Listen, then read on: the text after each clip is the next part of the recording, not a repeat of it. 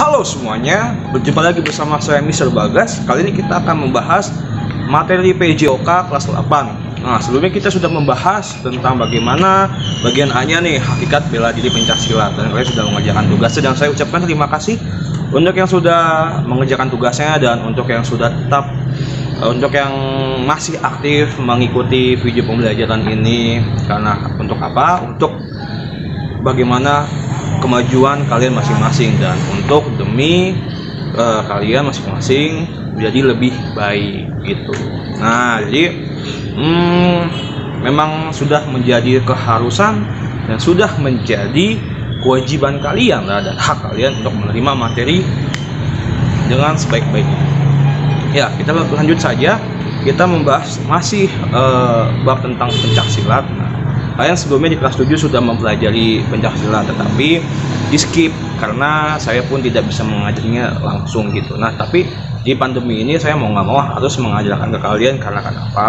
Karena pertama ini karena masing-masing pribadi, jadi mengumpulkan tugasnya tidak masalah. Jadi ya kalian masing-masing pribadi bisa mempraktekannya tanpa harus malu-malu, tanpa harus butuh waktu lama gitu, sebentar. Karena kalau di sekolah kan pasti malu-malu dilihatin, terus habis itu takutnya kan kalian kan berbuat yang enggak gitu kan, ntar malah praktekinnya ke temennya dipukul apa. Jangan. Nah, saya juga menghimbau untuk kalian tidak mempraktekkan ini ke siapapun gitu. Ini untuk murni bela diri gitu. Jadi untuk melatih mental kalian dan murni untuk menjaga-jaga gitu. Jadi kalau kalian ada apa-apa, kalian ya setidaknya bisa menjaga diri gitu. Nggak harus melawan gitu, tapi seenggaknya kalian bisa bagaimana bertahan hidup dan bertahan diri gitu. Kan di sini ada beberapa caranya seperti itu. Nah, kita akan membahas lebih lanjut. Silakan buka bukunya di halaman 57. Di subperikopnya ada aktivitas pembelajaran gerak spesifik bela diri pencaksilat. Nah, pada buku ini akan diuraikan mengenai gerak spesifik serangan, lengan, dan spesifik pembelaan dasar. Dari serangan lengan itu nanti ada beberapa serangan lengan variasinya. Nah, gerak spesifik serangan lengan dan gerak spesifik pembelajaran dasar ini akan dipaparkan dengan menitik beratkan pada gambar. Jadi kan bisa melihat pada gambar ini. Nah, untuk itulah amatilah gerakan-gerakan pencaksilat yang ditampilkan pada gambar. Kemudian praktikan bersama teman-temanmu di bawah pengawasan guru. Ingat, di bawah pengawasan guru sama teman-teman. Tetapi kalian di rumah, saya juga minta tolong pada siap orang tua untuk di dalam pengawasan orang tua dan tidak mempraktikannya ke siapapun, ke adik, ke kakak, enggak, jangan. Please tolong jangan ya. Jangan membuat kegaduhan, jangan membuat hal yang aneh gitu. Jangan tiba-tiba siap adik kamu pukul, jangan. Siapapun yang pukul, jangan, please, tolong. Kalau sampai terjadi kenapa-napa, kalian tanggung jawab, gitu ya. Saya hanya memberikan materi gitu, dan tidak dipraktekannya ke siapapun, gitu. Nah, yang pertama, aktivitas pembelajaran serangan. Serangan dapat dibagi menurut jenis alat yang digunakan untuk melakukan serangan, antara lain serangan lengan yang disebut pukulan, dan serangan kaki yang lazim yang di tangan. Setiap serangan memiliki sikap tangan dan kaki sebagai alat serangan gitu. Sikap kuda-kuda sebagai penopang tubuh gitu. Serta sikap tubuh silat itu sendiri yang harus diperhatikan oleh setiap lawan. Nah, serangan tangan atau lengan dapat dibagi menjadi berikut. Ini yang menjadi tugas praktek kalian untuk di bab terakhir ini, karena saya tidak akan membahas sampai bagian C sampai bagian akhir. Jadi tugas kalian mempraktekkan gerakan ini. Jadi kalian pilih nih, ada serangan tangan arah depan, atau serangan tangan arah bawah, atau serangan tangan arah atas gitu.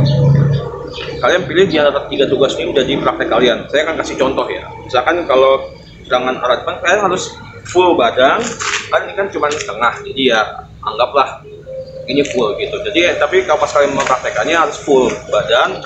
Lihat kuda-kudanya gitu. Kuda-kudanya kakinya ditekuk setengah, terus terus agak dibuka lebar. Contohnya nih,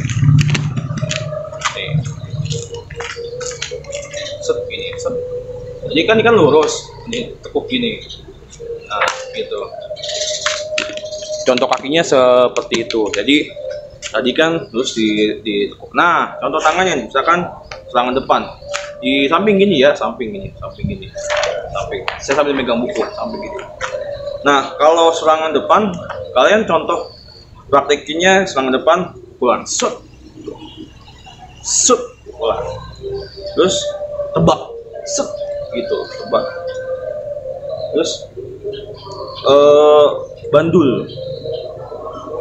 Enggak, ini ada tebak, pukulan telapak tangan, terus ada tinju, terus ada dorong kedua telapak tangan. Itu ya. Jadi sikap awal dulu, siap. Nah, kalau sikap awal itu kakinya rapet, kayak siap, tangannya gini. Terus pas gini, kakinya buka. Satu. Gitu.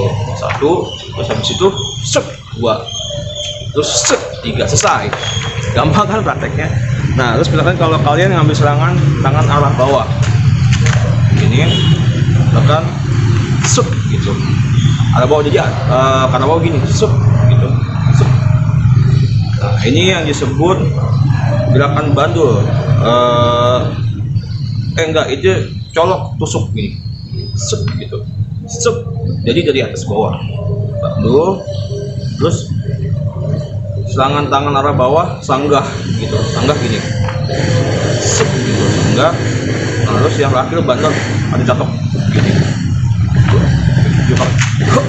Seperti biasa dari sikap awal. Jadi ada 3 gerakan. Kalau kamu milih gerakan serangan depan, pakai 3 gerakannya, jog, tebak, sama jok tangan. Tapi kalau dari bawah, kayak tusuk, itu sanggah, sama bandul loh. Terus kalau dari atas, ada tumbuk, gitu, ada pedang, gitu. Pedang kan pakai pedang, sama tebak. Ya, intinya itulah. Nah, serangan dari samping. Oh ya, jadi kalian pilih di antara keempat gitu. Samping seperti biasa. Pedang, samping, gitu. Tangannya tetap gini, tuh.